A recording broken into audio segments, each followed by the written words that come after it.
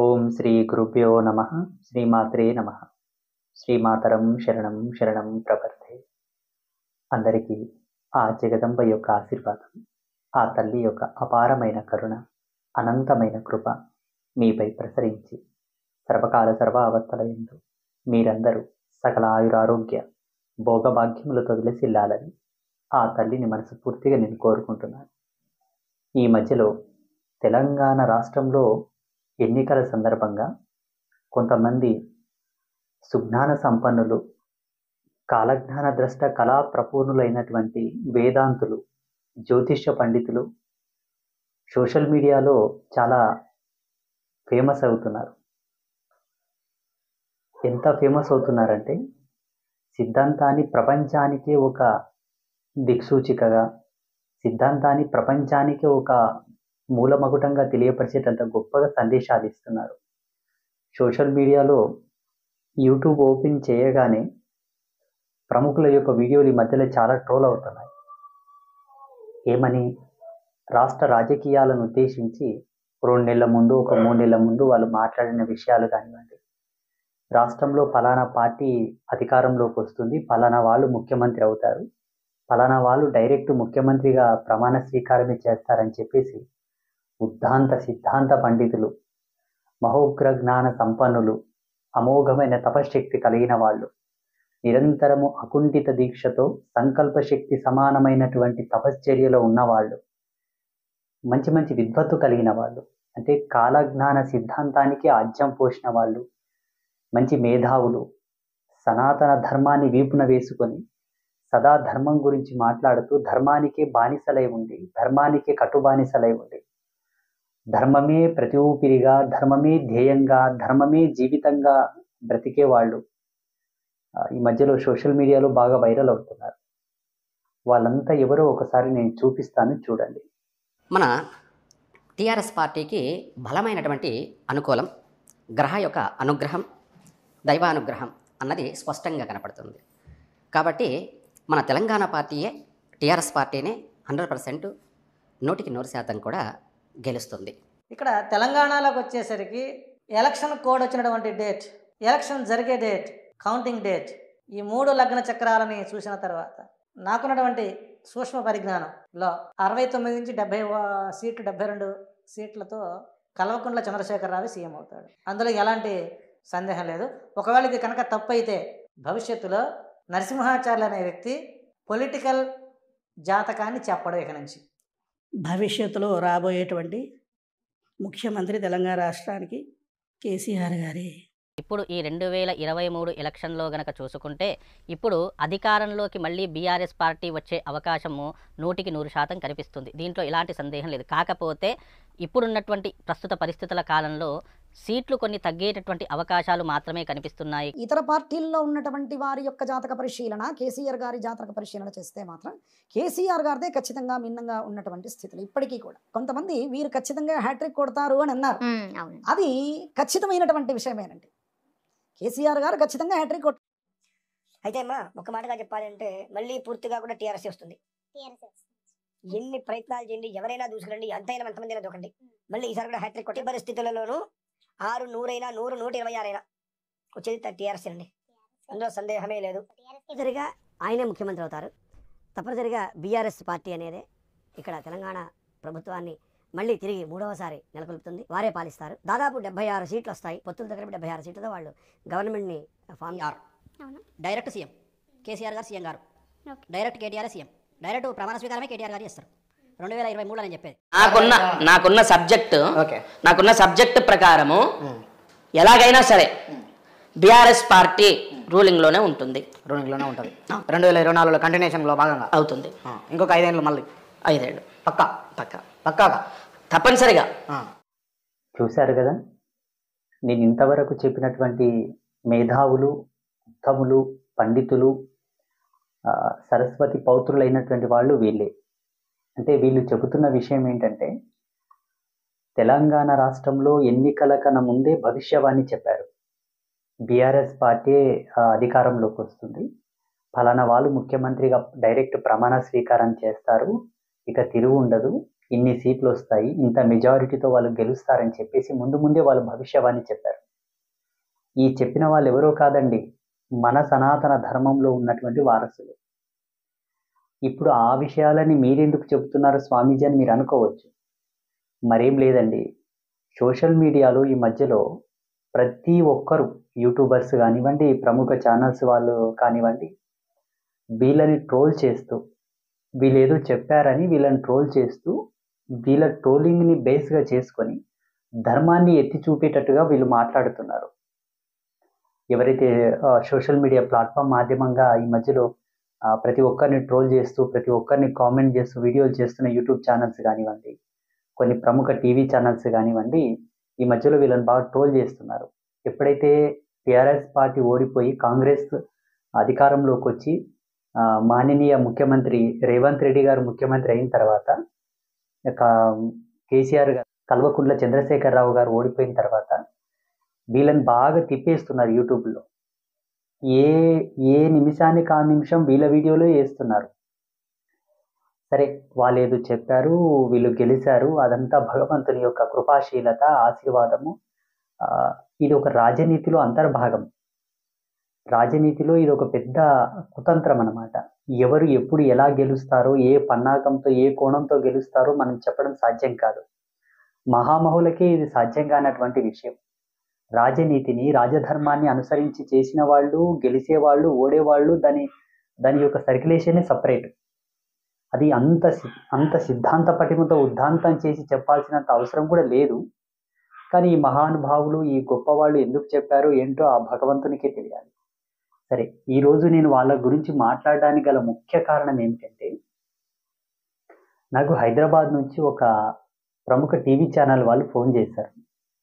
ఏమని, స్వామీజీ వీళ్ళు జ్యోతిష్యాన్ని బేస్ చేసుకొని, జ్యోతిష్యం పట్ల వీళ్ళకి అవగాహన ఉందని చెప్పేసి, ఫలానా వాళ్ళు ఇన్ని సీట్లతో గెలుస్తారు, వీళ్ళే ముఖ్యమంత్రి అని చెప్పేసి ఒకరు కాకుండా ఒక 5-6 మంది సిద్ధాంతులు, జ్యోతిష పండితులు భవిష్యవాణి చెప్పారు. అంటే జ్యోతిష్యాన్ని ఆధారంగా వీళ్ళు జరగబోయేది చెప్పారు కదా. వాళ్ళు చెప్పింది జరగలేదు.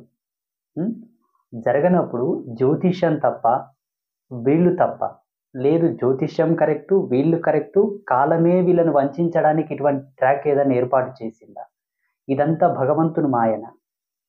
ఒకవేళ ఇదంతా భగవంతుని మాయా కనికట్టు, కాలము చేసినటువంటి పన్నాగం అయితే జ్యోతిష్యం దేనికి ప్రమాణం? పోని జ్యోతిష్యం పూరకమైనటువంటి సిద్ధాంతం సబ్జెక్ట్ అయినప్పటికీ కూడా వీళ్ళేమైనా తప్పున్నారా? వీళ్ళకు జ్యోతిష్యం పట్ల అవగాహన లేదా? ఒకవేళ జ్యోతిష్యం పట్ల అవగాహన ఉండి కూడా ఏదో స్వలాభం కొరకు ప్రస్తుత రాజకీయ నాయకులని, ఇప్పుడు సిట్టింగ్ సీఎం ఎవరైతే ఉన్నారో వారిని పొగిడితే మాకేదైనా జరుగుతుంది, మాకేదైనా మంచిగా మాన్యత వస్తుందని చెప్పేసి వాళ్ళకు ఒత్తత పలకడానికి ఇలా ఏమైనా జ్యోతిష్యంలో ఉన్నది లేనట్టుగా చెప్పారా? ఉన్న ముఖ్యమంత్రిని గనక ఒకవేళ వీళ్ళు ఓడిపోతారు, వీళ్ళకు మెజారిటీ రాదు, కాంగ్రెస్ వాళ్ళే ముఖ్యమంత్రి అవుతారని చెబితే వాళ్ళతో ఏదైనా కుంభక్కయి మాకేదైనా చేస్తారనే భయంతో, ప్రస్తుతం ఉన్నటువంటి నాయకులు ఏదైనా అపాయం తలపెడతారనే భయంతో వీళ్ళకే ఒత్త పలుకుతూ వీళ్ళే గెలుస్తారని చెప్పి తప్పించుకున్నారా అని పలు సందేహాలు వ్యక్తం చేశారనుకోండి. అడిగిన ఆయన చాలా గొప్ప వ్యక్తి. ఆయనది కూడా ఒక యూట్యూబ్ ఛానల్ ఉంది, సమాజంలో ఆయన గుర్తింపు ఉంది. ఆయన పేరు చెబితే చాలా మంది గుర్తుపడతారు. కానీ చెప్పడం ఎందుకు, ఎవరో చెప్పారు ఒక ఆయన నన్ను అడిగిన విషయాలకు అనుగుణంగా శ్రీమాత కృపతో ఈ విషయం పట్ల నాకున్న విశ్లేషణను మీకు అందించడానికి ప్రయత్నం చేస్తాను. ఏదైనా తప్పు చెబితే, వయసుకు మించినటువంటి పరిమితితో ఏదైనా మాట్లాడితే, చెప్పకూడని విషయం ఏదైనా చెబితే, ఏదైనా తప్పుగా చెబితే అందరూ నన్ను పెద్ద మనసుతో మన్నించండి. అయితే ఇక్కడ పంచభూతాల సాక్షిగా, సాక్షాత్తు పరమేశ్వరుని యొక్క సాక్షిగా, సమస్త దేవతల సాక్షిగా జ్యోతిష్యం అనున్నది అక్షర సత్యము. జ్యోతిష్యం ఎప్పుడు తప్పు కాదు. జ్యోతిష్యం పట్ల అవగాహన లేకుండా, సిద్ధాంతాన్ని ఎక్కడ ఎలా వాడాలో తెలియక, దేని మీద సిద్ధాంతాన్ని ప్రయోగించాలో తెలియక, ఏ సందర్భంలో మాట్లాడాలి, ఉపక్రమించుకొని మాట్లాడాలి, దేని ప్రమాణంగా మాట్లాడాలో తెలియక ఎవరైతే ఈ సోకాల్డ్ జ్యోతిష్యులు ఉన్నారు కదా, వీళ్ళ తప్పు తప్పిస్తే భగవంతుడు కాదు, కాలము కాదు, జ్యోతిష్యం కాదు, సిద్ధాంతం కాదు, ధర్మం కాదు. ఎవరైతే నన్ను ప్రశ్నించారో ఆ పెద్ద మనిషికి నేను చెబుతున్నాను, వారితో పాటు వీక్షించే వీక్షకులకంతా చెబుతున్నాను. సిద్ధాంతం ఎన్నటికి తప్పు కాదు, జ్యోతిష్యం ఎన్నటికి తప్పు కాదు. 27 నక్షత్రాలు, 12 రాశులు, 9 గ్రహాలు, పంచభూతాది కాలచక్రము, ఋతుధర్మము, త్రికాలములు, ఈ సృష్టి ఎంత సత్యమో జ్యోతిష్యము కూడా అంతకన్నా కోటి రెట్లు సత్యము. దాని పరిపూర్ణమైన పరిజ్ఞాన సంపన్నతతోటి అర్థం చేసుకోకపోవడమే ఇక్కడ జరిగినటువంటి విపత్తు. ఎవరు అర్థం చేసుకోలేదు?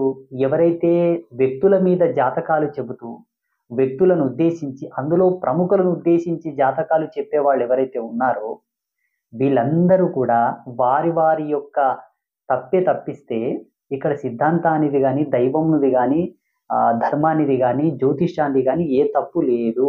ఇది మొదట మీరు గ్రహించవలసిన విషయం. జ్యోతిష్యం అనున్నది ఎంత సత్యమో మీకు ఒక ప్రమాణం చెప్తాను. శ్రీమద్ పోతులూరు వీరబ్రహ్మేంద్ర స్వామి వారు ఎప్పుడు జన్మించారు? ఆయన జనించిన ఆ సమయంలో చెప్పినటువంటి భవిష్యవాణి, కాలజ్ఞానం నేటికి జరుగుతున్నదా లేదా ఒక్కసారి మీరు చూడండి. వారు జనించి నడయాడిన సంవత్సరాలలో అన్నింటిలో కూడా వర్తమానాన్ని ఉద్దేశించి ఏమి చెప్పలేదు. భూమి ఉన్నంత వరకు భవిష్యత్తులో జరిగేటటువంటి వింత విచిత్రములను గురించి మానవాళి వాటిని గ్రహించి జాగ్రత్త పడాలనే కోణంలో లోక కళ్యాణార్థంపై జ్యోతిష్యాన్ని చెప్పారు వారు. అదే కాదండి, సిద్ధాంతములు ఎన్నో ఉన్నాయి. 1 కాదు, 2 కాదు. సూర్యోదయంతో మొదలుకొని సూర్యాస్తమయం వరకు, మనం పుట్టినప్పటి నుంచి గతించే వరకు ప్రతిదీ కూడా జ్యోతిష్య ప్రమాణ ధర్మంతోనే నడుస్తున్నాం. దౌర్భాగ్యం ఏంటంటే ఈ మధ్యలో అప్పులైతే జ్యోతిష్యం గుర్తుకొస్తుంది, కష్టాలు వస్తే జ్యోతిష్యం గుర్తుకొస్తుంది, ఏదైనా సమస్యలు వస్తే జ్యోతిష్యం గుర్తుకొస్తుంది, జయాపజయాల విషయాల లోపల గ్రహస్థితులను చూసుకోవడానికి జ్యోతిష్యం ఉపయోగపడుతుంది. జ్యోతిష్యం అనేది మానవాళికి ఒక అవసరానికి ఉపయోగపడే సబ్జెక్ట్ అయింది తప్పిస్తే కళ్యాణకారకమై సర్వ సౌమంగళ్యవర్ధకమైనటువంటి సబ్జెక్ట్ అనే విషయాన్ని వీళ్ళు మర్చిపోయారు. ఒక్క విషయం చెప్తాను చూడండి. జ్యోతిష్యం అంటే ఖగోళ విజ్ఞానం. ఖగోళం అంటే మనం నివసించే పాలపుంట. అన్నింటిని కలిపితే ఖగోళం అనుకోండి, అన్నిటితో మనకు సంబంధం లేదు. వేటి వలన మనము గ్రహించబడుతున్నామో వాటివే మనం ప్రమాణంగా స్వీకరించాలి. మనం నివసిస్తున్నటువంటి పాలపుంట, గెలాక్సీ, మన సౌర కుటుంబంని నడిపించేటటువంటి ఒక సబ్జెక్టు, మన సౌర కుటుంబంలో జరిగేటటువంటి వింత విచిత్రములను, మన సౌర కుటుంబంలో జరిగేటటువంటి మార్పులను, మన సౌర కుటుంబం నుంచి మనకు వచ్చేటటువంటి ముప్పు, మన సౌర కుటుంబం నుంచి మనకు వచ్చేటటువంటి మంచి చెడులను గురించి తెలుసుకునేటటువంటి universal science, universal technology, universal study, ఖగోళ విజ్ఞాన విద్వత్తు, పరిజ్ఞాన సంపన్నమైనటువంటి చదువు ఏదైనా ఉన్నది అంటే అది ఒక జ్యోతిష్యం మాత్రమే.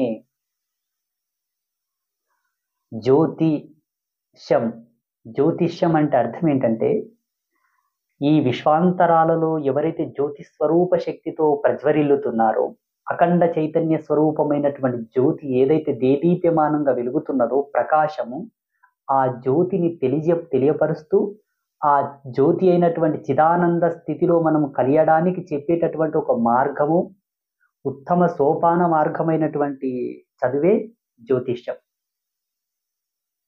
ఇంకొక విషయం చెప్తాను. ఎవరికి జ్యోతిష్యం పట్ల పరిపూర్ణమైనటువంటి పట్టు పక్వత ఉంటుందంటే, బ్రుకుటియందు తనను తాను తెలుసుకొని జ్యోతిని దర్శించిన వాడికే ఖగోళంలో ఉన్నటువంటి జ్యోతి మీద పట్టు ఉంటుంది. తనను తాను ఎరగడివాడు, తన జ్యోతిని తాను దర్శించని వాడు ఆ జ్యోతిష్యం పట్ల పట్టును సాధించలేడు. ఎవరైతే నిత్య అనుష్ఠాన చంద్రికతో విరాజిల్లుతూ ఏకీశ్వరోపాసన చేస్తూ నిరంతరము ధ్యాన, జప, తప, హోమ, అగ్ని, అనేకమైనటువంటి పుణ్యకార్యములు, పుణ్యవ్రతములు, పుణ్యకార్యములు, పుణ్య కార్యాచరణములు చేయువాడు, సదా సత్యశీలతతో సత్యవాకులనే పలుకువాడు, భగవంతునికై కైమోడ్పు గావిస్తూ సర్వస్వ శరణాగతి చేసిన వాడికే జ్యోతిష్యం పట్ల పట్టుంటుంది. చిత్తమునకు ఒక మాట మాట్లాడుతూ సమయానికి ఒక బుద్ధిని ప్రకటిస్తూ ఎవరికి ఒత్త పలికితే వాళ్ళ గురించే గొప్పలు చెబుతూ ఎవరు డబ్బులు ఇస్తే వాళ్ళకే పంచాంగ రచన చేస్తూ పంచాంగ వివరణ చేస్తూ సిద్ధాంత వివరణ చేస్తున్న వాళ్లకు జ్యోతిషం పట్ల పట్టేలా ఉంటుంది చెప్పండి? వాళ్ళ ఇష్టానికి తగ్గట్ల జ్యోతిషం ఉంటుందా? వాళ్ళ మైండ్ సెట్ యొక్క అనుగుణానికి సంబంధించిందా జ్యోతిషం? వాళ్ళ మైండ్ యొక్క థియరీకి సంబంధించిందా జ్యోతిషం? నీవు నిర్ణయించేది జ్యోతిషం కాదు, అది నిర్ణయిస్తేనే నువ్వు ఉంటావు. ఇది గుర్తుంచుకోవాలి. బ్రహ్మనైనా నిర్ణయించేదే జ్యోతిషం. ఇది బాగా గుర్తుంచుకోండి. మానవాళి ప్రమాణానికి మానవాళి పరిణామానికి సంబంధించిన కాలగతులకు సంబంధించిన జ్యోతిషం మానవాళి మీద ప్రభావం చూపిస్తే, బ్రహ్మలకు సంబంధించినటువంటి జ్యోతిషం బ్రహ్మ పరిణామానికి బ్రహ్మ యొక్క ఆయుష్ చంద్రికలకు బ్రహ్మ యొక్క స్థితిగతులకు సంబంధించినటువంటి కాలధర్మ సిద్ధాంతం కూడా ఉంటుంది. అది మీకు తెలియదు. బ్రహ్మను సైతం నిర్ణయించి నిర్ణీతము చేసేటటువంటి సిద్ధాంతము జ్యోతిష్యం కూడా వాళ్ళకు సంబంధించిన పద్ధతిలో వాళ్ళకు ఉంటుంది. అవి నిర్ణయిస్తే మీరు ఉంటున్నారే తప్పిస్తే మీరు నిర్ణయిస్తే అవి జరగవు. ఫలానా గ్రహం బాలేదు, ఈ శాంతి చేసుకోండి, ఫలానా సమయం మీకు బాగులేదు, ఇది చేయండి అది చేయండి అని మీరు చేస్తే అవి రెమెడీ ఎలా అవుతుంది చెప్పండి? అంత సత్యశీలతతో గ్రహాలను, రాశులను, నక్షత్రాలను, పంచభూతాలను శాసించేటటువంటి తపశ్శక్తి, నిగ్రహము, అంతటి దీక్షా దక్షత నైపుణ్యం మీలో ఉంటే మీరు శాసించిన సిద్ధాంతం సఫలమవుతుంది. ఆయన ఎవరు? వేణుస్వామి. ఇదివరకే నేను ఆయన గురించి మాట్లాడాను. అటువంటి వారి గురించి మాట్లాడడమే దండగా. ఏదో పామరత్వం పొందినటువంటి జీవి గురించి మాట్లాడినా కైవల్యం వచ్చునేమో, కానీ వీరి గురించి మాట్లాడడమే పెద్ద దండగా. కానీ సమయం వచ్చింది, వారి గురించి చెప్పాల్సి వస్తుంది కాబట్టి చెప్తున్నాను. వారికి నాకు ఎటువంటి ద్వేషము కానీ ఎటువంటి భేదభావము కానీ ఏమీ లేదు. అందున వారు బ్రాహ్మణులు. బ్రాహ్మణ నిండా మహాపాపం. కానీ వారు బ్రాహ్మణత్వాన్ని పొందలేదు, బ్రాహ్మణ తత్వంలో వాళ్ళు లేరు. కాబట్టి వారిని నిందించినా నిందించకపోయినా, వారి గురించి చెప్పినా చెప్పకపోయినా, తిట్టినా తిట్టకపోయినా పెద్ద ఇబ్బంది ఏమి ఉండదు. సమయాన్ని అనుసరించి నేను చెబుతున్నాను. ఆయన సరాసరి ఒక వీడియో లైవ్లో చెప్పాడు, నేను నాన్ వెజ్ తింటాను, డ్రింక్ చేస్తాను, నేను వామాచార పద్ధతిలో పూజలు చేస్తానని చెప్పేసి. వామాచారం లేదు, ఏ ఆచారం లేదు. తన గ్రహచారం ఏంటో, తన యొక్క స్థితి సంచారం ఏమిటో, తన జన్మ యొక్క తను పుట్టినటువంటి జన్మ సహచరం ఏంటో తనను తెలుసుకోమని చెప్పండి ఫస్ట్. ఏ ధర్మంలో పుట్టి ఏ ధర్మంలో మీరు పెరుగుతూ ఏ ధర్మాన్ని మీరు అవపోషణ చేసుకొని ఆ ధర్మాన్ని వేలు పెట్టి చూపించేటప్పుడు మీరు ఎందుకు ఈ సిద్ధాంతంలో ఉన్నట్టు, ఎందుకు ఈ జ్యోతిష్యాన్ని మీరు ప్రజలకు చెబుతున్నట్టు? మీరు చెప్పిన జ్యోతిష్యం ఎంతవరకు సక్సెస్ అయింది, ఎంతవరకు సఫలమైంది? ఏదో ఒకటో రెండో సామాన్యులు కూడా చెబుతారండి, అదేం పెద్ద విషయం కాదు. మబ్బులు కమ్ముకున్నాయంటే వర్షం వస్తుందని ఎవరని చెప్తారు? గ్రహాలను శాసించగలిగి గ్రహాల మీద పట్టుండి గ్రహస్థితిని కంట్రోల్ చేసేటటువంటి నిగ్రహం మీలో ఉందా? మీ నిగ్రహమే మీకు సక్కలేనప్పుడు ఏ గ్రహాన్ని మీరెలా కంట్రోల్ చేస్తారు? తనను తాను గ్రహించుకున్నవాడు గ్రహాలను కంట్రోల్ చేస్తాడు. పంచభూతాలను శాసించేవాడు తనను తాను భూత భవ్యస్థ స్థితి లోపలికి తెచ్చుకోవాలి. ఆ భవ్యస్థ స్థితిలో తాను లేనప్పుడు పంచభూతాలను ఎట్లా కంట్రోల్ చేస్తాడు? పంచభూతాలనే కంట్రోల్ చేయలేని వాడు గ్రహాలను ఎట్లా శాసిస్తాడు? నిగ్రహానుగ్రహ సంపన్నులే కదా గ్రహాలను శాసించేది. ఆ నిగ్రహం వాళ్ళకు ఉన్నదా? మధ్యమాంసాదులను సేవించే వాళ్ళకు నిగ్రహం ఉంటుందా? జ్యోతిష్యం అనే ధర్మాన్ని, జ్యోతిష్యం అనే శాస్త్రాన్ని, జ్యోతిష్యం అనే సిద్ధాంతాన్ని కేవలము పర్యావరణ సూత్రరంజనిని అనుసరించి చెప్పాలి. కాలగతుల యొక్క మెలకువలు చెప్పాలి. ప్రకృతి విపత్తులను గురించి చెప్పాలి. అతివృష్టి అనావృష్టిల గురించి చెప్పాలి. ఇకపోతే ముఖ్యంగా వ్యవసాయ ధర్మం గురించి, కుటుంబ ధర్మం గురించి జ్యోతిష్యాన్ని వాడాలి. ఫైనాన్షియల్ సబ్జెక్ట్కి జ్యోతిష్యానికి ఏం సంబంధం లేదు. ఆర్థిక పరమైనటువంటి ఇబ్బందులకు కానివ్వండి, రుణ సంబంధిత వ్యవహారాలకు జ్యోతిష్యానికి ఏ సంబంధం లేదు. ఆరోగ్య సంబంధిత వ్యవహారాలకు జ్యోతిష్యం పనికి వస్తుంది. గ్రహాలు, నక్షత్రాలు, రాశులు వాటి యొక్క స్థితిగతులను అనుసరించి యజమానికి జరిగేటటువంటి మార్పు చేర్పులను కొంతవరకు ఉపశమింపజేయవచ్చు, సవరణ చేయవచ్చు. శాశ్వత పరిష్కారం కాదు. ఒకవేళ శాశ్వత పరిష్కారం జ్యోతిష్యం ద్వారా అయ్యేటట్టు ఉంటే జానకీదేవి యొక్క గ్రహస్థితిని చూసిందెవరు? సీతారాముల యొక్క లగ్న పత్రికను రాసిందెవరు? ఏ జ్యోతిష్యం ఆధారంగా రాశారు? ఏ ఋషులు రాశారు? వారు పెట్టినటువంటి ముహూర్తము తప్ప, ఆ దంపతుల యొక్క దాంపత్య జీవితాన్ని కలిపిన వాళ్ళు తప్ప, ఆ సమయంలో పెట్టినటువంటి ముహూర్త బలంలో ఏమన్నా లోపం ఉన్నదా? జ్యోతిషానికి పట్టు లేదా? అప్పట్లో తపస్వీలు లేరా? మరి సీతారాములు ఎందుకంత వనవాసం చేశారు? ఎందుకంత దుఃఖించారు? ఎందుకంత ఏడిశారు చెప్పండి? ఒక్క సీతారాములే అంటావా? పార్వతి పరమేశ్వరులు కూడా దుఃఖించారు కదా. ఎంతో కష్టపడ్డారు, రాక్షసులను జయించడానికి యుద్ధాలు చేశారు. పార్వతి పరమేశ్వరులే కాదు, దేవేంద్రాదులు కూడా విలపించారు, బాధపడ్డారు, కష్టపడ్డారు. ఎంతో మంది ఋషిపుంగవులు, యోగులు కూడా కష్టపడ్డారు. జ్యోతిష్యాన్ని, సిద్ధాంతాన్ని ఊపిరిగా తన కంటి వెలుగుగా భావించినటువంటి ఎంతో మంది తపస్సులు కూడా బాధపడ్డారు, కష్టపడ్డారు.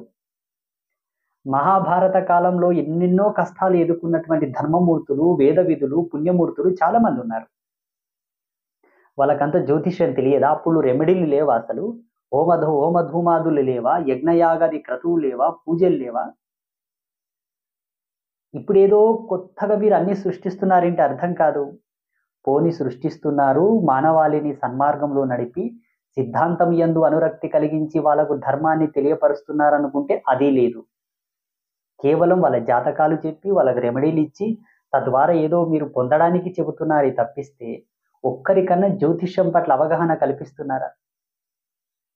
ఈనాడు జ్యోతిష్యాన్ని వేలెత్తి చూయించేటటువంటి దౌర్భాగ్య స్థితికి మీరు తీసుకొచ్చారే. కనీసము జ్ఞానమంటే తెలియని వాళ్లే ఖగోళ విజ్ఞానాన్ని నిందించేటటువంటి దౌర్భాగ్య స్థితి మీరు తీసుకొచ్చారే. ఇప్పుడు ఏమనాలి మిమ్మల్ని?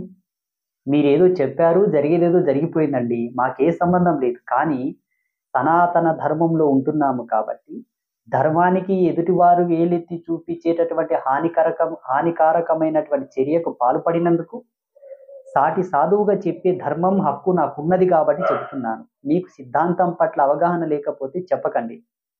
ఒకవేళ చెప్పినా మీ ఇళ్లలో కూర్చొని మీకున్నటువంటి ఆశ్రమాలు, మఠాలు, ఆఫీసులో ఏ ఒకటి ఉంటే మీ ఇంటి దగ్గర పిలిపించుకొని చెప్పండి. ఆన్ రికార్డర్డ్ కెమెరా ముందుకు వచ్చి లైవ్లో కూర్చొని సోషల్ మీడియా మాధ్యమంగా టీవీలలో మీరు చెబుతా ఉంటే కొన్ని కోట్ల మంది చూస్తున్నారండి.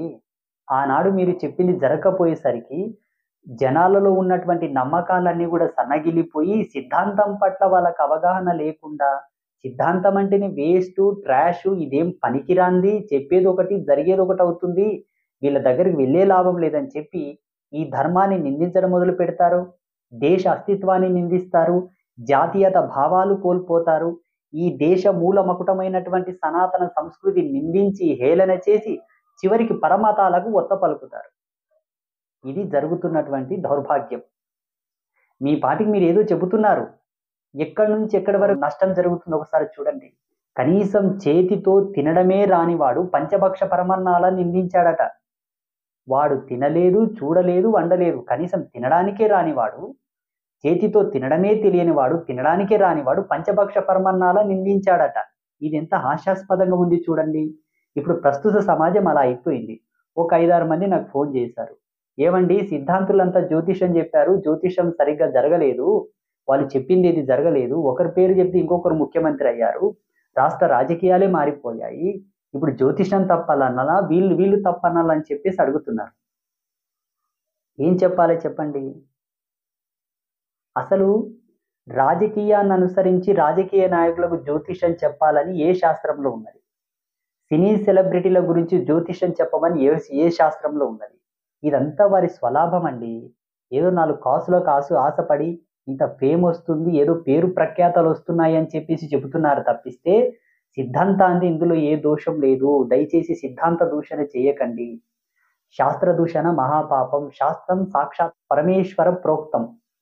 సిద్ధాంతం సాక్షాత్తు పరమేశ్వరి యొక్క హృదయ స్థానం. అది వీళ్ళకు అర్థం కాక రాంగ్ ట్రాక్ పట్టించి దాని మీద వాల్యూ లేకుండా చేస్తున్నారండి. దయచేసి మీరు సిద్ధాంతాన్ని తప్పుగా అర్థం చేసుకోకండి. జ్యోతిష్యం అంటే మన 2 కండ్లు. ఏ కండ్లతో ఈ ప్రపంచాన్ని చూస్తూ ఈ రంగురంగుల ప్రపంచాన్ని చూస్తూ సాక్షాత్తు భగవంతునే చూస్తున్నామో ఈ ఖగోళానికి 2 కండ్ల లాంటివి జ్యోతిష్యం అంటే. విజ్ఞానం అండి. జ్యోతిష్యం అంటే సామాన్యం కాదు. ఎక్కడో కొన్ని వేల లక్షల కిలోమీటర్ల దూరంలో గ్రహాలు మారుతున్నాయి, పలానా సమయంలో గ్రహణం పడుతుంది, పలానా సమయానికి పట్టి పలానా సమయానికి గ్రహణం వీడుతుంది, ఒక గ్రహం ఇంకో గ్రహ కక్షలోకి అడ్డుకు వెళితే ఆ గ్రహ ఛాయలను అనుసరించి గ్రహణం పడుతుంది, సూర్యగ్రహణం, చంద్రగ్రహణం అని చెప్పేసి కొన్ని లక్షల సంవత్సరాల క్రితమే మన ఋషులు మనకు ఖగోళ విజ్ఞానాన్ని అందించారు. పంచాంగంలో చెప్పిన పద్ధతిగానే జ్యోతిష్యంలో చెప్పిన పద్ధతిని అనుసరించే మన గ్రహణాలు వస్తున్నాయి. ఏదో అక్కడ గెలిస్కోప్లు పెట్టేసి అక్కడ గ్రహాలు మారుతున్న తీరును చూసి ముందు అక్కడ గ్రహణాలు పట్టిన తర్వాత ఇక్కడ సబ్జెక్టులు చెప్పట్లేదండి. ఇక్కడ పంచాంగంలో చెప్పిన ముహూర్తానికి అక్కడ గ్రహణాలు పడుతున్నాయి. కావాలంటే మీరు వెళ్ళి చూసుకోండి. ఇది భవిష్యత్తే కదా. ఇక్కడ పంచాంగంలో చెప్పిన ముహూర్తానికి అక్కడ గ్రహణాలు ఎలా పడుతున్నాయి. ఇది మన ఋషుల యొక్క ప్రజ్ఞ, గొప్పతనం అండి. ఇది ఒకటే కాదు, మీరు పల్లెటూళ్ళలోకి వచ్చి చూడండి. పట్టణాల్లో ఈ విషయాల్లో మీకు అవగాహన ఉండదు. పల్లెటూళ్ళలో జీవించే వాళ్ళు, పల్లెటూళ్ళలో ఉన్న వాళ్ళకి ఈ విషయం గురించి బాగా తెలుసు. మోటుగా పెద్ద మనుషులు కార్తులు అంటారు. కార్తులు, ఫలానా కార్తికి ఇత్తనం వేయాలి, ఫలానా కార్తికి పంట పండించాలి, ఫలానా కార్తిలో మనం ఈ వ్యవసాయం చేయాలి, ఫలానా కార్తిలో ఈ పంట పండించాలనే జ్ఞానం మరి ఏమి చదువురాని వాళ్ళు, మోటుగా అక్షర జ్ఞానమే లేని వాళ్ళండి. వీళ్ళేం సిద్ధాంతులు కాదు, పండితులు కాదు, బ్రాహ్మణులు కాదు, పామరులే. అసలు కనీసము అక్షర సరస్వతిని తాకడానికి కూడా అర్హత లేనటువంటి నీచ నికృష్టమైనటువంటి జాతుల వాళ్ళు వీళ్ళందరూ కూడా. వ్యవసాయం చేసే వాళ్ళంతా వాళ్ళే. ఎందుకంటే బ్రాహ్మణులు ఎవరు వ్యవసాయం చేయరు. ఒకవేళ చేసినా ఏదో ఆ కాస్తో కొరతో చేస్తారు. ఎక్కువ మొత్తం వ్యవసాయం చేసి పంటలు పండించి దేశానికి అన్నం పెడుతూ ప్రపంచానికి కడుపు నింపుతున్నటువంటి దేవుళ్ళు, ఈవెన్ ఇప్పుడు ఈ సిద్ధాంతం పేరు చెప్పుకొని బ్రతుకుతున్నటువంటి ఈ బ్రాహ్మణులకు భోజనం పెడుతున్నటువంటి దేవుళ్ళు ప్రజలే, పేదవాళ్ళే. వాళ్ళు మోటు కార్తులు చూస్తారు. రోహిణి కార్తె వచ్చింది, రోహిణి కార్తెలో ఏ పంట వేయాలి, మృగాశిర వచ్చింది, ఆర్ద్ర వచ్చింది, పుబ్బ వచ్చింది, ఆశ్లేష వచ్చింది, ఇలా పుష్యమి వచ్చింది, ఏ కార్తెలో ఏ పంట వేయాలి, ఏ కార్తె వచ్చినప్పుడు ఏమి సాగు చేయాలి అని అనాదిగా వాళ్ళకు పరిజ్ఞానం వచ్చినప్పటి నుంచి కూడా ఇప్పటి వరకు కార్తులను అనుసరించి పంటలు పండిస్తున్నారు. అదేంటి స్వామి, కార్తులను అనుసరించి పంటలు పండించకపోతే ఏమవుతుంది? ఎప్పుడన్నా మనము నేలను దున్ని చదును చేసి నీళ్లు పోసి ధాన్యాలు విత్తనాలు చల్లితే మొలకలు వస్తాయి, మొలకలు వస్తే గింజలు కాస్తాయి, గింజలు వస్తేనే కదా పంట పండేదని మీరు అనుకోవచ్చు. ఇక్కడనే ఉంది ఒక తిరకాస్తు. భారతీయ వేద విజ్ఞానము, ఋషుల యొక్క ప్రజ్ఞ, ఋషుల యొక్క తెలివి, ఈ ప్రపంచంలోనే మన సనాతన ధర్మం ఎందుకు జగద్గురు అయిందన్న విషయానికి ఇది ఒక్క నిదర్శనం మీకు చెప్తాను వినండి. కార్తెను అనుసరించేసిన పంటకు పట్టు ఎక్కువ ఉంటుంది. రోగరహితమైన పంట, గట్టి పంట, ఐశ్వర్యవర్ధకమైన పంట, ఆరోగ్యవర్ధకమైనటువంటి పంట, భువి ఆకాశం ఉన్నంత వరకు, ఆ వంశావళి కొనసాగేంత వరకు, సమస్త ఆయుశ్చంద్రికలతో విరాజిల్లాలంటే కార్తెను అనుసరించే పంటలు వేయాలి.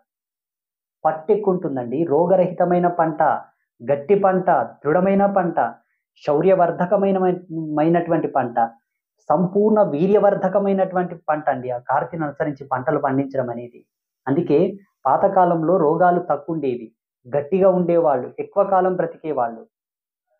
ఇప్పుడేమైంది, తెలివి పెరిగిపోయిందని చెప్పేసి ఎప్పుడు పడితే అప్పుడు ట్రాక్టర్లతో దున్నడము, కార్తులు లేదు, మన్ను లేదు, మశానం లేదు, ఏదో పండిస్తున్నారు, బొనుగుల్లాగా తినబెడుతున్నారు, తింటున్నారు, హాస్పిటల్స్ పాలై రోగాలు వచ్చి కుప్పలు కుప్పలు ఫారం కోళ్ళు, బ్రాయిలర్ కోళ్ళు కదా వెళ్ళి చెత్త కుప్పలు పడ్డట్టు దవాఖానలలో పడిపోతున్నారు. మీకు తెలియదండి కార్తులు అంటే ఏంటో, మీకు తెలియదు. ప్రపంచములో కార్తుల యొక్క సముదాయం చేసి నక్షత్ర సంధిని, గ్రహస్థితుల యొక్క సందులను ఋతుధర్మంతో కలిపి, మనకు 6 ఋతువులు ఉంటాయి, 3 కాలాలు ఉంటాయి. కాలధర్మాన్ని, ఋతుధర్మాన్ని కలగలిపి గ్రహాలతో సమ్మిశ్రితం చేసి వాటి నక్షత్ర సముదాయానికి అనుసంధానం చేసి రాశులతో పరిబంధనం చేసేటటువంటి ఏకైక సిద్ధాంతమే మన జ్యోతిష్యం.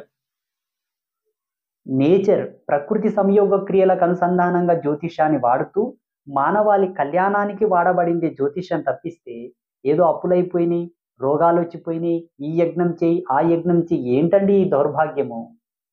ఎవరు చెప్పారు మీకు ఇట్లా జ్యోతిష్యం చెప్పమని? ముందు ఈ జ్యోతిష్యం చెప్పే వాళ్ళని గవర్నమెంట్ టెస్ట్ చేయాలండి. ఏం తపస్సు చేస్తావు, ఏం మంత్ర సాధన చేస్తున్నావు, ఏం అనుష్ఠానం చేస్తున్నావు, నువ్వు ఏ దేవత అనుష్ఠానం చేస్తున్నావు, ఎంత సత్యశీలతతో నువ్వు స్టడీ చేసావు. ఏదో వ్యక్తులు రాసినటువంటి పుస్తకాలు టపా టపా టపా టపా తిరిగేసి ఆ పుస్తక పటిమతో మీరు ఏం చెబుతారు చెప్పండి, నాకు అర్థం కాదు. స్వయం తపస్సు మీలో ఏమైనా ఉన్నదా? స్వయం అనుష్ఠాన శక్తి మీలో ఏమన్నా ఉన్నదా? వాక్కు శుద్ధి ఉన్నదా?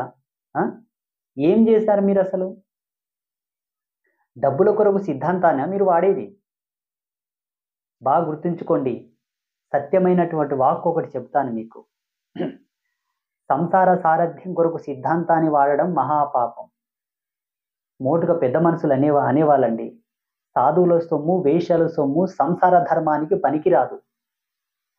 సాధువులు ఏదైనా సంపాదిస్తే, సన్యాసులు ఏదైనా సంపాదిస్తే లోక కళ్యాణం కొరకు వాడాలి తప్పిస్తే కుటుంబ ధర్మానికి వాడకూడదు. ఎందుకంటే ఎన్నెన్నో కర్మలతో వస్తారు జనాలు. రకరకాలుగా వాళ్ళ కర్మలను శక్తిపాతంతో తీసివేయాలి. అన్ని కర్మలతో సంపాదించిన ధనమును కుటుంబ పోషణకు వాడకూడదు. ఇంకొక మాట మోటుగా అనేవాళ్ళు పెద్దలు పాతకాలంలో,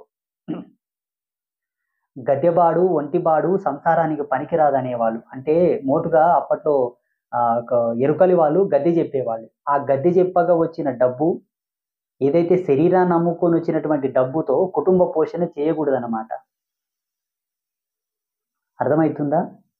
ఒక్కసారి బాగా అర్థం చేసుకోండి. సిద్ధాంతాన్ని నమ్ముకున్నవాడు మహాపాపి, సిద్ధాంతాన్ని నమ్ముకొని బ్రతికేవాడు మహాపాపే పాపి పాపి. ఎన్ని పాపిలు ఆయనకు టైటిల్గా పెట్టినా తక్కువే. సిద్ధాంతాన్ని అమ్మకూడదు, మంత్రతంత్రాలను అమ్మకూడదు, మంత్రతంత్రాలతో వ్యాపారాలు చేయకూడదు. భగవంతుని సంప్రోక్తమైనటువంటి ఏ శాస్త్రాన్ని కూడా వ్యాపార దృష్టితో చూస్తే, వ్యాపార కోణంలో వాడబడితే వారికి ప్రాయచిత్తమే లేదు. నరకంలో అన్ని శిక్షలు వచ్చేస్తాయి. ఇది సత్యం. సిద్ధాంతాన్ని ధారబోయాలి, అంకితము చేయాలి, సమాజ శ్రేష్టత్వం కొరకు ధారబోయాలి, స్వయం కృషితో సంపాదించి లోక కళ్యాణం కొరకు విడిచిపెట్టాలి, దాన్ని ప్రబోధం చేయాలి, పెంపొందించాలి, సమాజానికి పంచాలి. అంతే తప్పిస్తే వ్యాపారం చేయకూడదు. దాని మీద వ్యాపారం చేయాలని చూస్తే షరతులు వర్తిస్తాయి. జాగ్రత్త. అందుకే ఎవరు పడితే వాళ్ళు సిద్ధాంతం జోలికి వెళ్ళకూడదండి. ఎవరు పడితే వాళ్ళు జ్యోతిషం చెప్పడం, ఎవరు పడితే వాళ్ళు పూజలకు రెమెడీలు చెప్పడం, ఏదో దేవతల పేరు మీద సిగమూగి చెప్పడం, దేవతల పేరు మీద రకరకాలుగా రెమెడీస్ ఇవ్వడం చేస్తే కుటుంబం సర్వనాశనం అవుతుంది. జాగ్రత్త, బాగా గుర్తుంచుకోండి.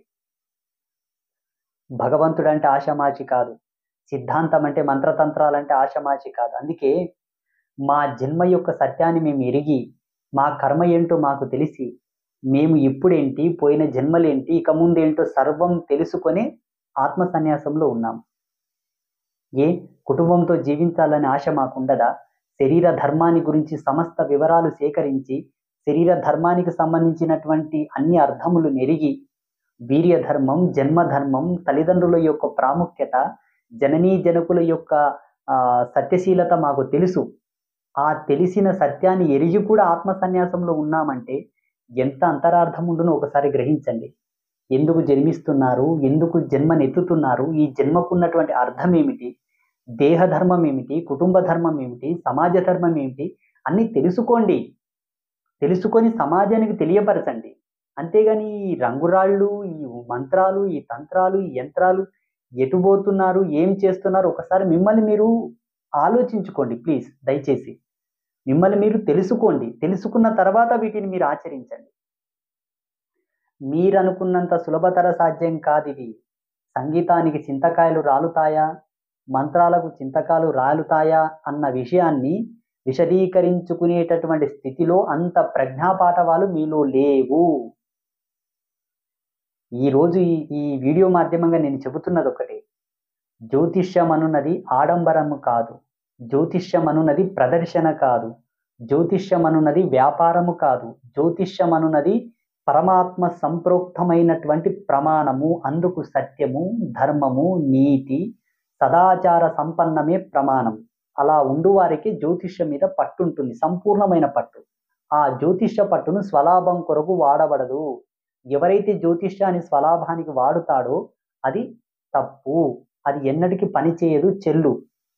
ఏదో వాళ్ళకున్నటువంటి పరిజ్ఞానంతో, వాళ్ళకున్న టెక్నిక్స్, చిన్న చిన్న టెక్నిక్స్తో, వాళ్ళకున్నటువంటి మైండ్ యొక్క సైకలాజికల్ థియరీని అనుసరించి, ఎదుటి వాళ్ళ యొక్క కష్టాన్ని ఉద్దేశించి ఏదో ఆ రాశి, ఈ రాశి, ఈ గ్రహం, ఆ గ్రహం, ఆ గ్రహం, ఈ గ్రహం అని చెప్తుంటారు. వీళ్ళేమన్నా గ్రహాలను నిర్ణయించే బ్రహ్మల? లేకపోతే గ్రహాల యొక్క స్థితిగతులను మార్చేటటువంటి బ్రహ్మర్షుల, లేకపోతే గ్రహాలు వీళ్ళు చెప్పిన కక్షలోకి వీళ్ళు చెప్పినటువంటి ఇంటిలోకి ప్రవేశించడానికి తపస్సు చేసినటువంటి తపస్సుల, యోగుల? ఏముంది వాళ్ళ లోపల? సిద్ధాంత లక్షణం ఒక్కటనున్నదా? తిలకధారణం ఉంటుందా? ఏ మతాచారానికి చెందిన వాళ్ళు, ఏ సాంప్రదాయానికి చెందిన వాళ్ళు? వస్త్రధారణం ఉంటుందా? కాషాయం ఉంటుందా? ఏంటి అసలు వాళ్ళలో ఉన్నటువంటి గుర్తేంటి? ఎలా ఉంటారు వాళ్ళు? సామాన్యులకు వాళ్ళకి ఏమైనా తేడా ఉంటుందా? చక్కగా ప్యాంటు షర్ట్ వేసుకొని, బూట్లు వేసుకొని, కాళ్ళకు చెప్పులు వేసుకొని జ్యోతిషం చెప్తారా ఎవరన్నా వీడియోలలో? వీళ్ళ మాధ్యమంగా ప్రజాలోకమంతా ఒకటి గ్రహించాలి. యావన్ ప్రజాలోకమంతా ఒకటి గ్రహించండి. సిద్ధాంతాన్ని నమ్మాలి కానీ దానికి బానిస కాకూడదు. దైవం నమ్మకం, మూఢనమ్మకం కాదు. దైవం జ్ఞానం, భగవంతుని జ్ఞానంతో శోధించాలి, అజ్ఞానంతో కాదు. వీళ్ళంతా జనాలను అజ్ఞానంలోకి తీసుకుపోయి ఆశల వాలయంలో వీళ్ళనంతా తేలియాడింపజేసి చివరికి వాళ్ళు చెప్పింది వీళ్ళ జీవితానికి ఏమి సంబంధం లేక ఏదో ఆశలు పెట్టుంటారు డబ్బు కోసం. ఆ ఆశలు అడియాశలై నెరవేరబోయేసరికి వీళ్ళకు కోపం వచ్చి, చిరాకు వచ్చి, చివరికి సిద్ధాంతం అంతా ట్రాష్ అని, దేవుళ్ళంతా ట్రాష్ అని, వీళ్ళంతా పనికి మాలిన కొడుకులు, పని లేని కొడుకులు, డబ్బు కోసం ఇదంతా పెట్టుకున్నారని చెప్పేసి అందరిని ఒకే గుంపులో పోయిందలాగా అందరిని ఒకే ఇంట్లో వేసి తిట్టేస్తుంటారు. ఇది ప్రస్తుతం సమాజంలో జరుగుతున్నటువంటి స్వామీజీలకు కానీ, మఠాధిపతులకు, పీఠాధిపతులకు సత్యశీలతతో భగవంతుడే ధ్యేయమని, ధర్మమే ప్రాణమని నమ్ముతున్న వాళ్ళకు వచ్చేటటువంటి సంస్కారము, సన్మానం. దయచేసి ఇటువంటి వాళ్ళని మీరు బహిష్కరించండి. ఇటువంటి వాళ్ళని టీవీలలోకి తీసుకురాకండి, చెప్పనీయకండి. మీకు అందరికి నేను చేతులెత్తి దండం పెడుతున్నాను. ఇటువంటి వాళ్ళని అనుసరించకండి. మీ కష్టాన్ని మీరు నమ్ముకోండి. తన కష్టమే తనకు శ్రీరామ రక్ష అవుతుంది తప్పిస్తే తన తెలివి, తన శానతనము, తన పొదుపు, తన కుటుంబం యొక్క ధర్మాన్ని అనుసరించి తాను నడిచిన నాడే ఉన్నతుడు అవుతాడే తప్పిస్తే ఒకరి మీద ఎంతసేపు ఆధారపడతారు మీరు చెప్పండి? ఒకరిని నమ్ముకొని, జ్యోతిషాన్ని నమ్ముకొని, మంత్రతంత్రాలను నమ్ముకొని, పూజలను నమ్ముకొని ఎంతసేపు మీరు గొప్పవాళ్ళు అవుతారు? మీరు కష్టపడాలి. మీ యొక్క ఉన్నతిని, మీ ప్రజ్ఞాపాఠవాలని అందులో పెడితే మీరు గొప్పవాళ్ళు అవుతారు. జ్యోతిషం అనేది ఒక మార్గం అండి. ఏవీ తోచనప్పుడు, దిక్కు తోచనప్పుడు, కష్టాల వాలయంలో చిక్కుకుపోయినప్పుడు ఏదో వెలుగులాగా మీకు ఒక మార్గం చూపించడానికి పనికొస్తుంది తప్పిస్తే మీ కష్టానంతా నివారించి మిమ్మల్ని సేఫ్గా ఉంచి అదేదో చేస్తుందనే భ్రమలో మీరు ఉండకండి. ఇంకొక విషయం చెప్తాను. సిద్ధాంత సత్యం, పరమాత్మ సాక్షిగా ఇది నేను చెప్పేది పరమ సత్యం. ఏంటి? ఆకలి సత్యమైతేనే అన్నం ఎక్కడి నుంచైనా దొరుకుతుందంటారు పెద్దలు. ఆకలి సత్యమైతేనే దొరుకుతుంది. అనవసరంగా నీకు అన్ని యోగ్యతలుండి, నువ్వు సంపాదించుకునే శక్తితో ఉండి, జ్ఞానంతో ఉండి, ఆరోగ్యంగా ఉండి కూడా అమ్మా ఆకలి, అయ్యా ఆకలి అంటే అన్నము ఆము దొరకది సరికదా. నీ నోట్లో తడి కూడా ఆరిపోయి తొందరగానే నువ్వు చనిపోయేటటువంటి అవకాశం కూడా వస్తుంది. జాగ్రత్త. ఉన్న తడి కూడా పోతుంది. ఆకలి సత్యమై ఉండాలి. అప్పుడు నువ్వు ఆర్తితో అమ్మా ఆకలి అంటే భగవంతుడు ఏ రూపంలోన్నా నీకు ఒక ముద్దేసిపోతాడు. అది సత్యం. ఇక్కడ జ్యోతిషము కానీ, మంత్రాలు, తంత్రాలు, పూజలు, యజ్ఞయాగాలు చివరికి పరమాత్మ అయినా సరే నీవు కరెక్ట్ ఉండి ధర్మనిష్టాపరాయణుడవై సత్యశీలతతో ధర్మపరాయణుడవై నీవు చెలించిన నాడు, గతించిన నాడే ఇవన్నీ నీకు ప్రభావం చూపడానికి దోహదపడతాయి. అంతేగాని ఎవరినో మర్డర్ చేసి, మానభంగం చేసి, మళ్ళీ నేను ఏ తప్పు చేయలేదు, నన్ను రక్షించు తండ్రి, నన్ను మన్నించు తండ్రి అని మీరు వేడుకుంటే మిమ్మల్ని రక్షించడానికి ఆయన ఏమైనా పిచ్చివాడా, వేరేవాడా? అంటే మీకు తెలుసో తెలియకో ఎక్కడో ఇన్వెస్ట్ చేసి నష్టపోతారండి. పరిపూర్ణమైన అనుభవం ఉండదు. మోటుగా పెద్ద మనుషులు ఏమంటారంటే అర్థం లేని కాపురం చేయరాదంట, అనుభవం లేని వ్యాపారం చేయరాదంట. ఏదో ఎవరో ఆశ పెట్టగానే వెళ్ళి ఇన్వెస్ట్ చేసేస్తుంటారు, మోసపోతారు, నష్టపోతారు. చివరికి మాలాంటి స్వామీజీల దగ్గరకు, జ్యోతిషుల దగ్గరకు వెళ్ళి మేము నష్టపోయామండి, మాకు అప్పులు అయినాయండి, మాకు ఇబ్బందులు ఉన్నాయండి, నా గ్రహాలు బాలేవా, నా నక్షత్రాలు బాలేవా, నాకు ఏదైనా రెమెడీ ఇవ్వండి, ఇది పెట్టండి, అది పెట్టండి అంటారు. ఇది ఎక్కడ న్యాయం చెప్పండి? ఇదేమైనా న్యాయంగా ఉందా? ఏదో అంటారు, కాలయాపనకి ఏదో అనాలి కాబట్టి వీడి టైం బాగులేదు, వీడి మీద శని ఉంది, ఈ దోషం ఉంది, ఆ దోషం ఉంది, అందుకే ఇట్లా అయిందేమో అని అంటారు. మాట వరుసకు అనవలసిన మాటని అంటారు. పెద్దలు అనేవాళ్ళు, తల తాకట్టు పెట్టానా నీ డబ్బులు ఇస్తాంరా అనేవాళ్ళు. తల తాకట్టు పెట్టంటే తలకాయ కోసుకుపోయి ఇవ్వడమా? మాట వరుసకి ఏవో అంటారు.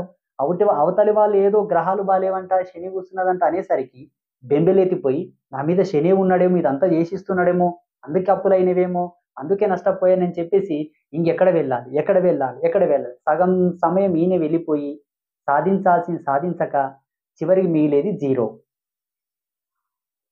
నేను సిద్ధాంతాన్ని నమ్మవద్దు అనట్లేదు, నమ్మండి. దానికి ఒక పద్ధతి ఉంది, ఒక లెక్క ఉంది, ఒక తిక్కు ఉంది. అనవసరంగా నమ్మడం వలన మీకు పాతకం చుట్టుకుంటుంది తప్ప పుణ్యం రాదు. ఉన్న కష్టాల కంటే ఎక్కువ కష్టాలు వస్తాయి తప్పిస్తే తీరవు. అనవసరమైన వాళ్ళని సంప్రదించి అనవసరమైన రెమెడీస్ కనుక చేస్తే మీరే నష్టపోతారో తప్పిస్తే లాభం ఉండదు. దేవుడే, సిద్ధాంతం సిద్ధాంతమే. అవి చిదానంద స్వరూపమైనటువంటి చిద్విలాసములు.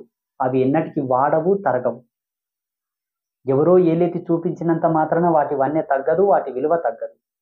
దర్పణంలో చూయించినంత మాత్రాన కొండ చిన్నదవుతుందా, కొండ విలువ తగ్గుతుందా? దర్పణమే, కొండనే. చూసే నీ దృష్టిలో లోపం ఉంది కాబట్టి అది గ్రహించగలగాలి. ఇకపోతే ఈ సిద్ధాంతులనే వాళ్ళు ఎవరైతే ఉన్నారో వీళ్ళంతా కూడా వీళ్ళు ఆస్ట్రాలజర్స్ అని, న్యూమరాలజిస్ట్ అని, లేకపోతే ఇంకేదో పెద్ద పెద్ద ఇంగ్లీష్ పేర్లు పెట్టగానే అదేదో నోరు తెరుచుకుంటారని చెప్పేసి ఇంగ్లీష్ పేర్లు పెట్టుకొని టైటిల్స్ పెట్టుకొని మళ్ళీ వీళ్ళకు డాక్టరేట్లు మళ్ళీ ఇంకేవో ఇచ్చేస్తున్నారు. అసలు వాళ్ళు ఆ వృత్తికి, ఆ డాక్టరేట్కి అర్హులా కాదా కూడా వాళ్ళకి తెలియదు. కానీ అన్ని ఇచ్చేస్తున్నారు, పెట్టేస్తున్నారు. సంతోషమే, వాళ్ళ పాటికి వాళ్ళు ఏదో చేసుకుంటారు. ధర్మానికి హాని కలిగించి, సిద్ధాంతానికి హాని కలిగించి, ధర్మాన్ని ఏలెత్తి చూపించేటటువంటి అసభ్యకరమైనటువంటి చర్యలకు పాల్పడితే పరిపూర్ణమైన ఆత్మ సన్యాస యోగ సాక్షిగా నేనే సంకల్పం చేస్తాంతం అంటే ఆశమాష విషయం కాదు. సాక్షాత్తు సరస్వతికి అవమానం కలిగించినంత పాతకం మీకు తగులుతుంది. తత్పరిణామము మీ పిల్లల మీద అజ్ఞానంతో, మందకోడితనంతో, మందబుద్ధితో చాలా అగామ్య గోచరమైనటువంటి జీవితాలు మీ పిల్లలు జీవించవలసి వస్తుంది. గుర్తుంచుకోండి. ఎందుకంటే సృష్టికి ఒక నియమం ఉందండి. దేన్నైతే మనం ఎక్కువగా అధర్మపరమైనటువంటి పద్ధతిలో వాడామో, దేన్ని దుర్వినియోగపరిచామో దాని కాన్సెప్ట్లోనే మన ఫ్యామిలీకి శిక్షలు పడతాయి. కళ్ళతో చూసి పాపం చేశామనుకోండి, మనకు పుట్టే పిల్లల కళ్ళు ఉండకపోవచ్చు, మధ్యలోనే కళ్ళు పోవచ్చు, మనకే కళ్ళు పోవచ్చు. చేతులతో పాపం చేసే చేతులు, కాళ్ళతో పాపం చేస్తే కాళ్ళు. ఏ ఆర్గాన్తో మనం తప్పు చేస్తామో ఆ ఆర్గాన్కి సంబంధించినటువంటి ఇంపాక్ట్, ఆ ఎఫెక్ట్ మన ఫ్యామిలీ మీద తప్పకుండా పడుతుంది. కాబట్టి సిద్ధాంతాన్ని అమ్ముకొని సిద్ధాంతాన్ని వ్యాపారం చేస్తున్నాం. కాబట్టి సిద్ధాంతం అంటే జ్ఞానం, సిద్ధాంతం అంటే ప్రకాశం, సిద్ధాంతం అంటే ధర్మానికి నాంది. వీటికి సంబంధించినటువంటి కళలన్నీ కూడా మీ వంశంలో నాశనం అయిపోతాయి. ఋషులు ఆ కాలంలో జ్యోతిష్యం చూసి చెప్పలేదా, శ్రీరామచంద్ర జానకీదేవిని నీవు కళ్యాణం ఆడితే ఆమె అడవులకు వెళుతుంది కాబట్టి నీవు అరణ్యాల పాలై ఆమె కాల్లో నువ్వు ఏడుస్తావు, రోధిస్తావు, కృషించిపోతావు, విలసిస్తావు, ఆమెను చేసుకోవద్దని చెప్పేసి చెప్పకపోయేవాళ్ళ? వీళ్ళంతా పలానా వాళ్ళు విడిపోతారు, పలానా సినిమా స్టార్లు విడిపోతారు, పలానా వాళ్ళు పెళ్ళి అవతలేదు, పలానా ఆయనకు రాజయోగం లేదు, పలానా ఆయన ముఖ్యమంత్రి గాడు. శ్రీరామచంద్రుడు పట్టాభిషిక్తుడై, శ్రీరామచంద్రుడే రాజారాముడై సింహాసనాన్ని అధిష్ఠిస్తాడని చెప్పేసి ఋషులు చెప్పారు. కానీ శ్రీరామచంద్రుడు కాలేకపోయాడు, భరతుడు పట్టాభిషిక్తుడు అయ్యాడు కదా. ఇప్పుడేమంటారు మరి? ఇలా చాలా ఉన్నాయండి. ఆ కాలంలో సిద్ధాంతానికి ఒక విలువ ఉండేది, ఒక మాన్యత ఉండేది. కర్మ సిద్ధాంతాన్ని, ఖగోళ విజ్ఞానాన్ని, పర్యావరణ సిద్ధాంతాన్ని, కాలధర్మ సిద్ధాంతాన్ని, మనుష్య జన్మ సిద్ధాంతాన్ని అనుసరించి పంచాంగ రచన చేసేవాళ్ళు, పంచాంగ వివరణ చేసేవాళ్ళు. వీళ్ళకి ఇవన్నీ తెలుసా? అంగ సాముద్రిక శాస్త్రం, రేఖాగణితము, హస్త సాముద్రిక శాస్త్రము, పుట్టుమచ్చల శాస్త్రము, శకున శాస్త్రము, ఇంకా ఎన్నెన్నో రకరకాల శాస్త్రాల మీద పట్టున్న వాళ్ళు మాత్రమే జ్యోతిష్యాన్ని ప్రతిపాదించాలి. ఏదో ఆస్ట్రాలజీ అని చెప్పేసి ఒక పుస్తకాన్ని చదివి దాని మీద ఏదో పిహెచ్డి తీసుకొని ఏదో డిగ్రీ సాధించి పట్టా తీసుకొని మేము ఇది చెప్తాం, అది చెప్తాం, పేర్లు మారుస్తాం, ఇవి మారుస్తాం, అవి మారుస్తాం అని చెప్తే ఈ చెప్పే బడాయిలకి మోసపోయే జనాలని అనాలి. వాళ్ళదేం తప్పు లేదు. ఎరవేయడానికి జాలరి రెడీగా ఉంటాడు. ఆ ఎరకు పడ్డ చాపది తప్పు, కానీ జాలరి తప్పు లేదు, ఆ వేసినటువంటి ఎరది తప్పు లేదు. వేటాడే సింహం ఆకలితో వేటాడుతుంది. ఆ సింహం యొక్క ఆకలికి బలైనటువంటి జింకది కానీ కుందేలుది కానీ తప్పు. దాని ఆవరణలోకి వెళ్ళడం, దాని కనుసైగల్లోకి వెళ్ళడం, దాని ముందుకెళ్ళి మేత తినడం. అలా ఉంది ఇప్పుడు జనాల పరిస్థితి. సరే, వాళ్ళు ఏదో చెప్పారు, వీళ్ళు ఏదో వెళ్ళారు, అయ్యింది, అయిపోయింది, ఓకే. నేను చెబుతున్న ముఖ్య ఉద్దేశం, ముఖ్య విషయం ఒకటే. ఇదివరకు నేను చెప్పాను, మన పూర్వీకులు కార్తులను అనుసరించి పంటలు వేసేవాళ్ళు. అంతటి స్మార్ట్, అంతటి టెక్నికల్ సైన్స్, అంతటి అంతరార్థంతో కూడుకున్నటువంటి మర్మము, అంతటి నిబిడీకృతమైనటువంటి దార్శనికత జ్యోతిష్యం. మీరు ఒక్క విషయం చెప్పండి, రేపు వచ్చే నెల, అటు ముందు నెల సూర్యగ్రహణము, చంద్రగ్రహణము ఉంటుంది. జనవరిలోనూ ఫిబ్రవరిలోనూ ఉంది. ఇప్పుడు జనవరి, ఫిబ్రవరి అంటే భవిష్యత్తే కదా, అప్పుడు గ్రహణం పడుతుందని ఇప్పుడు మన పంచాంగంలో ఉంది. మరి ఇప్పుడు అప్పుడు గ్రహణాలు పడేటివంతా ఫ్యూచర్. ఇప్పుడు ఏదో టెలిస్కోపులు తీసుకుపోయి పెట్టి అక్కడ రికార్డ్ చేసుకొచ్చి చెప్తేనేమో అది భూతకాలంలో రికార్డ్ చేసి వర్తమానంలో చెప్పినట్టు అవుతుంది. మరి భవిష్యత్తునే పంచాంగం చెప్తుంది కదా. ఇప్పుడు పంచాంగంలో చెప్పిన విషయాలకు అక్కడ గ్రహాలు మారినట్ట, అక్కడ గ్రహాలు మారుతున్నది వీళ్ళకి తెలిసి పంచాంగ రచన చేశారా? ఇప్పుడు ఎవరి గొప్పతనం ఏమైనా వ్యక్తమవుతుందిడా? జ్యోతిష్యం అనేది కొన్ని అకాలమైనటువంటి అతివృష్టి, అనావృష్టులు ఏర్పడతాయండి. పర్యావరణంలో భయంకరమైన మార్పులు కొన్ని వస్తాయి. ఉదాహరణకు మొన్న కరోనా వచ్చింది, అటువంటిది. భయంకరంగా తుఫానులు రావడం, ఈదురుగాలు రావడం, వర్షాలు పడడం, ప్రకృతి వైపరీత్యాలు సంభవించడం, భయంకరమైన మహమ్మారులు ప్రబలం లాంటి గ్రహస్థితులు, ఆ స్థితిగతులు, వాతావరణ ప్రతికూల సానుకూల పరిస్థితులను తెలుసుకోవడానికి మనకు జ్యోతిష్యం ఉంది. జీవధర్మ సిద్ధాంతాన్ని అనుసరించి మానవాళి ఏ విధంగా సస్యశ్యామలంగా లోక కళ్యాణకారకంగా జీవిస్తారన్న విషయం గురించి మనకు జ్యోతిష్యం ఉంది. ఇంకా కొన్ని చిన్న చిన్న మెలకువలు మనసులకు సంబంధించినవి, జీవరాశులకు సంబంధించినవి, చెట్లకు, పుట్టలకు, అన్నింటికి సంబంధించినటువంటి సబ్జెక్టే జ్యోతిష్యం. ఒక్క రాజకీయ నాయకులకు, సినీ స్టార్లకు సంబంధించింది కాదు. అందులో ప్రథమ భూమిక, ప్రథమ శ్రేణి ఏంటంటే వివాహము, జననము, మరణము, జననము, వివాహము, మరణము, వీటికి సంబంధించినటువంటి అంతరార్థములైనటువంటి మెలుగువలు, పుట్టిన గడియ ఎటువంటిది, ఏ గ్రహస్థితిలో పుట్టాడు, ఆయన తాలూకు మంచి ఉందా, చెడు ఉందా, ఆయన భవిష్యత్తులో ఎటువంటివి జరగబోతున్నాయి, వాటికి ఏమన్నా ఉత్తర శాంతులు చేసుకొని ఆయనను సౌశల్య సంపన్నమైనటువంటి జీవితంలోకి ప్రవేశింపజేయాలా, అట్లా జన్మించినటువంటి స్థితిగతులను తెలుసుకోవాలి. రెండు మధ్యలో వివాహ ధర్మం గురించి మంచి సమయము, వాతావరణంలో అనుకూలమైనటువంటి స్థితిగతులు ఉన్నప్పుడే పెళ్లి చేసుకోవడం, మంచి పాజిటివిటీ, నేచర్ అంతా కూడా సస్యశ్యామలమై ఆయన కుండలికి అనుసంధానంగా ఉండదన్న విషయం లోపలే కళ్యాణ ఘట్టం చేసుకోవడం. ఇవి రెండయ్యి కొన్నాళ్ళు జీవించిన తర్వాత, ఆ జీవుడు గతించిన తర్వాత, ఇన్నాళ్ళు ప్రయాణం చేసి జీవించి పంచభూతాలను ఆస్వాదిస్తూ 10 మందితో కలిసి తిరిగి షడ్రుచులను భోక్తవ్యం చేసి అన్ని అనుభవాలు చూసి అన్ని ఆనందాలలో హరివిల్లుగా జీవించినటువంటి వ్యక్తి సడన్ గా చెడిపోతాడు కదా. వీటి రుణశేషం ఏమన్నా ఉన్నదా, దేనికనైనా బాకీ ఉన్నాడా, దేనికన్నా రుణగ్రస్తుడై ఉన్నాడా, ఆయనకు విమోచనం జరిగిందా లేదా, ఏ ప్రక్రియలో ఆయనకు విమోచనం చేసి ఈ పంచభూతాల నుంచి ఆయనకు విమోచనం కల్పించి అంతర్లోకాలకు పంపించాలన్న విషయం గురించి కూడా జ్యోతిషం ఉపయోగపడుతుంది. ఇంకా కొన్ని మార్మికమైన మూలమైన విషయాలు తెలుసుకోవడానికి జ్యోతిషం ఉపయోగపడుతుంది. ఇది సిద్ధాంత సత్యం అంటే. అంతేగాని ఇటువంటి బడాయిలను నమ్మి సిద్ధాంతం తప్పని మీరు అనుకోకండి దయచేసి. అందరికీ ఆ జగదంబ యొక్క ఆశీర్వాదం, ఆ చల్లని తల్లి యొక్క కరుణ కటాక్షాలు మీపై విరసిల్లి మీరందరూ ఆయురారోగ్యాలతో సస్యశ్యామలంగా జీవించాలని నేను మనస్ఫూర్తిగా కోరుకుంటున్నాను. ఇంకొక ముఖ్యమైన విషయం లాస్ట్ చెప్తున్నాను, బాగా గుర్తుంచుకోండి. ఈ ప్రపంచంలో అమృతం అనేది ఎవరైనా చూసి ఉన్నారో లేదో తెలియదు. అమృత ప్రస్తావన మన ధర్మశాస్త్రాల్లో ఉన్నది. అమృతం అంటే మృతం లేకుండా చేసేది, మృతం అంటే మరణం, అమృతం అంటే మరణమే లేకుండా చేసేది. మరణం అంటే చనిపోవడం అనేది ఒక్కటే కాదు, అదొక శాఖ.